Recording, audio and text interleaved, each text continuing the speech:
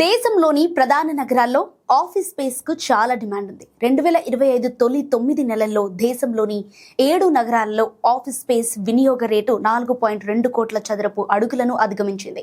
గతేడాదితో పోలిస్తే ఇది 34% అధికం.